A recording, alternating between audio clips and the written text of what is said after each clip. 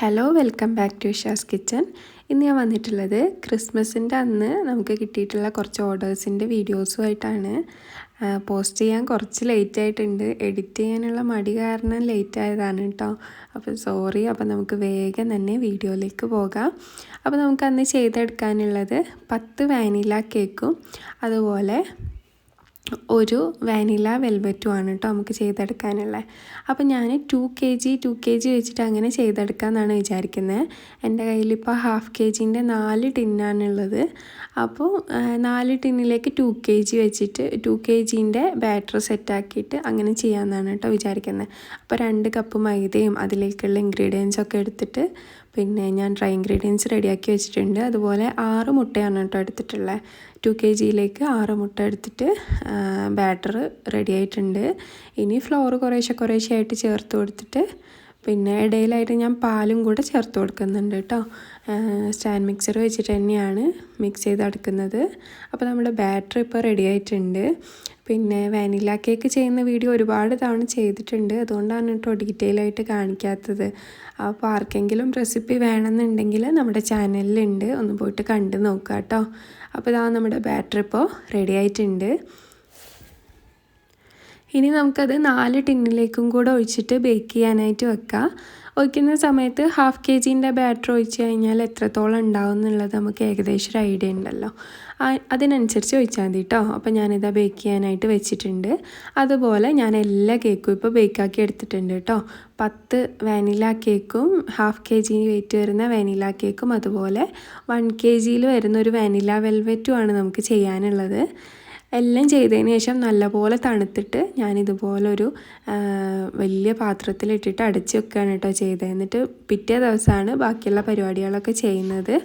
അപ്പോൾ പിറ്റേ ദിവസം ഞാൻ എല്ലാ കേക്കും ഒന്ന് ക്രം കോട്ടൊക്കെ ചെയ്ത് ഫിനിഷാക്കി എടുത്തിട്ടുണ്ട്. അപ്പോൾ ഇതാദ്യം തന്നെ 3 ലെയേഴ്സായിട്ട് കട്ട് ചെയ്ത് കൊടുക്കുന്നുണ്ട് കേട്ടോ കേക്ക്. എല്ലാം കൂടെ ഒരുമിച്ച് കട്ട് ചെയ്ത് വെക്കണില്ല. ഒരു 2 കേക്കൊക്കെ കട്ട് ചെയ്ത് വെച്ചതിന് ശേഷം അത് ക്രം കോട്ട് ചെയ്തിട്ടാണ് കേട്ടോ ബാക്കിയുള്ളത് കട്ട് ചെയ്തിട്ടുള്ളത്. അപ്പോൾ ഇത് ആ കേക്ക് ബോർഡിലേക്ക് ക്രീം അപ്ലൈ ചെയ്തതിന് ശേഷം ഫസ്റ്റ് ലെയറായിട്ടൊരു പീസ് കേക്ക് വെച്ച് കൊടുത്തിട്ടുണ്ട്. എന്നിട്ട് ലെയറിലായിട്ട് ക്രീം അപ്ലൈ ചെയ്ത് കൊടുത്തു. അതിന് ശേഷം കണ്ടൻസ്ഡ് മിൽക്കാണ് കേട്ടോ ചേർത്ത് കൊടുത്തിട്ടുള്ളത്. എന്നിട്ട് സെക്കൻഡ് ലെയർ കേക്കും വെച്ച് കൊടുക്കുക. അതേപോലെ തന്നെ ഷുഗർ സിറപ്പിൽ വെറ്റ് ചെയ്യുക, ക്രീം അപ്ലൈ ചെയ്യുക, ലെയറിലായിട്ട് കണ്ടൻസ്ഡ് മിൽക്കും കൂടെ ചേർത്ത് കൊടുക്കുന്നുണ്ട് കേട്ടോ. അങ്ങനെ ഇതാ ലാസ്റ്റ് ലെയർ കേക്കും കൂടെ വെച്ച് കൊടുത്തതിന് ശേഷം കേക്ക് മുഴുവനായിട്ടും ഒന്ന് ക്രം കോട്ട് ചെയ്തെടുക്കുന്നുണ്ട്. ആദ്യം ഞാൻ എല്ലാ കേക്കും ക്രം കോട്ട് ചെയ്തിട്ട് ഫ്രിഡ്ജിൽ വെച്ചു. അതിന് ശേഷമാണ് ഫൈനൽ കോട്ട് കൊടുത്തിട്ടുള്ളത് കേട്ടോ എല്ലാ കേക്കിലും. ആദ്യം ക്രം കോട്ട് ചെയ്ത് ഫ്രിഡ്ജിൽ വെച്ചാൽ കുറച്ചൊന്ന് സെറ്റായി കിട്ടുമല്ലോ, അതിന് വേണ്ടിയിട്ടാണ് അങ്ങനെ ചെയ്തത്. അപ്പോൾ ഇതാ എല്ലാ കേക്കും ഞാൻ ഇതുപോലെ ക്രം കോട്ട് ചെയ്തെടുക്കുന്നുണ്ട്. ടൈം ലാപ്സിലിട്ടിട്ട് സ്പീഡിൽ കാണിച്ചതാണ് കേട്ടോ, അല്ലെങ്കിൽ വീഡിയോ ഒരുപാട് ലെങ്തായി പോവും. അതുകൊണ്ടാണ് ഞാൻ ബേക്കിംഗ് ഫുള്ള് ഒരു ദിവസം കംപ്ലീറ്റ് ചെയ്തു. രണ്ടാമത്തെ ദിവസം ഞാൻ ഫുള്ള് ക്രം കോട്ടിങ് ചെയ്തെടുത്ത് പിന്നെ ലാസ്റ്റ് കൊടുക്കുന്ന അന്നാണ് ഡെക്കറേഷൻ ചെയ്തിട്ടുള്ളത് കേട്ടോ. അങ്ങനെ 3 ദിവസം കൊണ്ടാണ് ഞാൻ ഈ ഒരു വർക്ക് കംപ്ലീറ്റ് ആക്കിയിട്ടുള്ളത്. പിന്നെ ഡെക്കറേഷൻ ഞാൻ പിന്നെ ക്രിസ്മസിൻ്റെ അന്ന് രാവിലെയാണ് ചെയ്തിട്ടുള്ളത്. അതിൻ്റെ തലേ ദിവസമാണ് ക്രം കോട്ടിങ്ങും ഫൈനൽ കോട്ടൊക്കെ കൊടുത്തത്. അതിൻ്റെയും തലേ ദിവസമാണ് ഫുള്ള് ബേക്കിങ്ങൊക്കെ തീർത്തത് കേട്ടോ. അങ്ങനെയാണ് ചെയ്തിട്ടുണ്ടായിരുന്നത്. അപ്പോൾ മുഴുവൻ കേക്കും ഞാൻ ക്രം കോട്ട് ചെയ്ത് ഫ്രിഡ്ജിലേക്ക് വെച്ചിട്ടുണ്ട്. ഇനി ഓരോന്നായിട്ട് നമുക്ക് ഫൈനൽ കോട്ടും കൂടെ കൊടുക്കാം കേട്ടോ.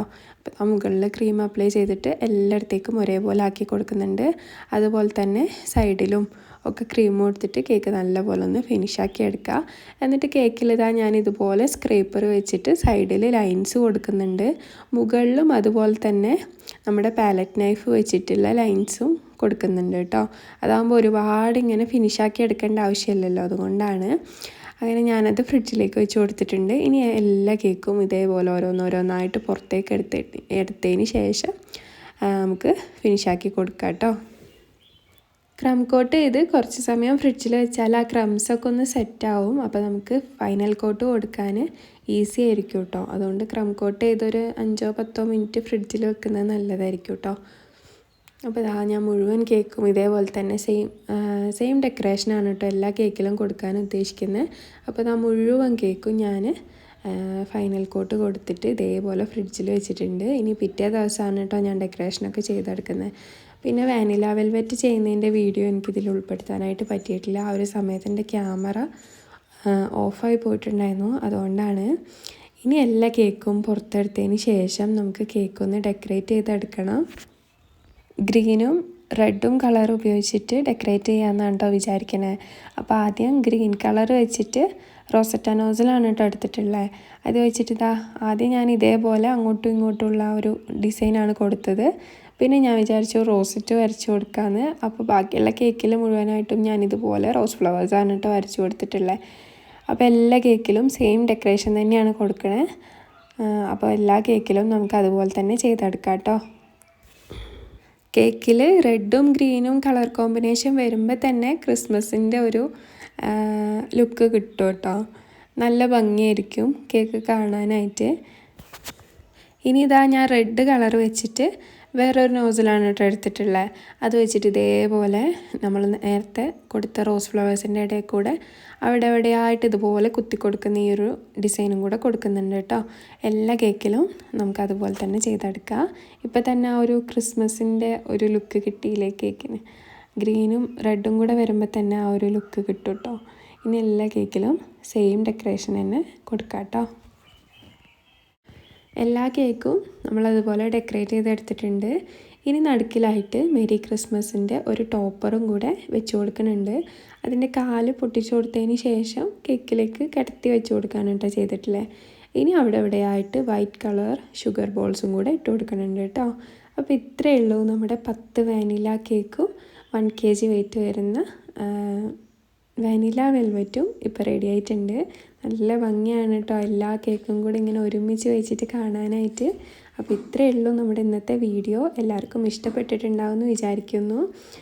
ക്രിസ്മസൊക്കെ കഴിഞ്ഞിട്ട് ഒരുപാട് ദിവസമായി. സോറി കേട്ടോ, വീഡിയോ എഡിറ്റ് ചെയ്യാനുള്ള ഒരു മടി കാരണം അങ്ങനെ വെച്ചുകൊണ്ടിരുന്ന് ലേറ്റായതാണ്. അപ്പോൾ വീഡിയോ ഇഷ്ടപ്പെട്ടാൽ എല്ലാവരും ലൈക്ക് ചെയ്യുക, ഷെയർ ചെയ്യുക, കമൻറ്റ് ചെയ്യുക. നമ്മുടെ ചാനലിലെ പ്രീവിയസ് വീഡിയോസൊക്കെ കണ്ടു നോക്കുക. ഇഷ്ടപ്പെടുകയാണെങ്കിൽ ചാനൽ സബ്സ്ക്രൈബ് ചെയ്യേണ്ട കാര്യം മറന്നു പോകരുത് കേട്ടോ. നല്ലൊരു വീഡിയോ ആയിട്ട് നമുക്ക് വീണ്ടും കാണാം. താങ്ക്